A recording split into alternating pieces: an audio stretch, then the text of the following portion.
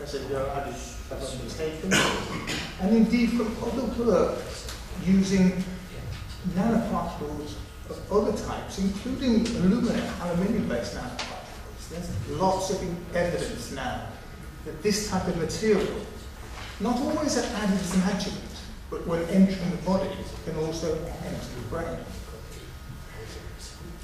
The significance of that is also interesting because, again, when we live in our aluminium age, and our brains, our neurons, slowly accumulate aluminium, primarily you do so via a very slow accumulation of the free metal, the Al3+. Goes into the blood, gets picked up by proteins, gets carried around the body, is able to pass the blood-brain barrier. Eventually, it can end up perhaps in a neuron. It may bind to the DNA or in citrate or phosphate pool, but it is getting there as atoms of aluminium. Atom at a time, almost, you can think of it. So it's a slow accumulation over time. What happens if some form of dendritic cell or other picks up aluminium from the site of a vaccine injection and carries it across the blood-brain barrier? This is actually now more similar to an acute response in that you're bringing essentially a large amount of aluminium into the brain very quickly, very suddenly. It's a different type of exposure, and it's a type of exposure we know absolutely nothing about.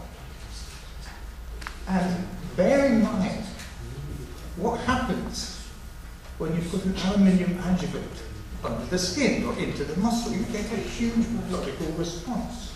That's how adjuvants work. That's why our vaccines work. So what then happens if a significant amount of that material is also delivered to the brain? The body has absolutely no way of dealing with aluminium. It doesn't recognize aluminium. It doesn't know that it's aluminium. It sees it as a particle. We know that. Aluminium is a silent visitor to our body. So then gets to the brain in this form. It can be an adjuvant in the brain. It could produce an immune response. It could produce an inflammatory response. We don't know is the answer to that. I'm speculating. But there's no reason why the same sort of reaction you get when you have your injection in your muscle here is not happening when that aluminium is delivered to the brain. One of the arguments always, and I've seen it particularly with the MMF situation, is yes, but only a very small proportion of individuals get MMF. Well, that is probably true. But a larger proportion of people get a wide number of autoimmune conditions, one of which many of us probably know, multiple sclerosis. Who knows what causes multiple sclerosis? No one in this room, no one out there, no one beyond. So the causes of autoimmune diseases are unknown almost entirely. Is it too much to speculate that these diseases have come in parallel with our living in the aluminium age, using it in the way that we do, and potentially using it more and more and more as adjuvants in vaccinations? 90% of most vaccinations have aluminium. I'm speculating based on all the knowledge and everything that I know. But I can't afford to say, no, that cannot happen.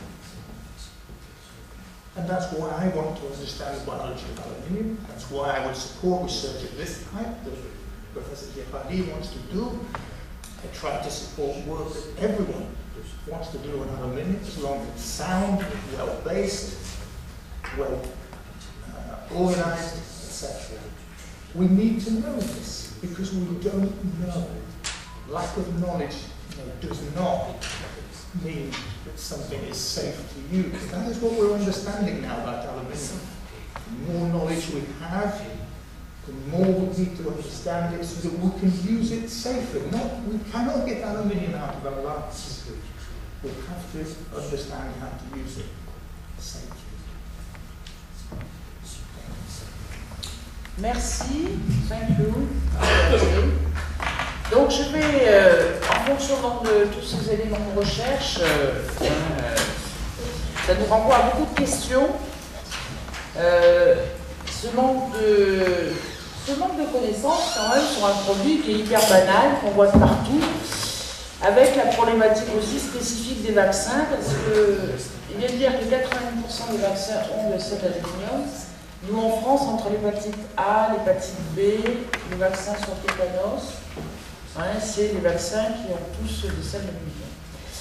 Donc je vais passer la parole à André, donc, qui est responsable du réseau santé-environnement. Environnement santé. Environnement santé. Il ne faut pas mettre l'un avant l'autre, ça change tout. Et tu vas nous dire un peu quelle vision tu as de cette problématique. Oui, je crois qu'effectivement, le dossier qui est présenté est une illustration supplémentaire d'un dysfonctionnement de notre système de sécurité sanitaire. Je crois que ce n'est pas un événement qui est spécifique, c'est un événement qui suit d'autres événements et on a régulièrement ces problèmes qui montent à la surface et on a un peu les mêmes ingrédients à chaque fois. On a effectivement, là c'est une équipe de scientifiques qui sont lanceurs d'alerte, on a des malades aussi, qui portent effectivement cette question. Et on a une réponse de l'institution qui va tendre à marginaliser les scientifiques, à les faire apparaître comme un peu bizarres, ne correspondant pas à ce qui se dit habituellement.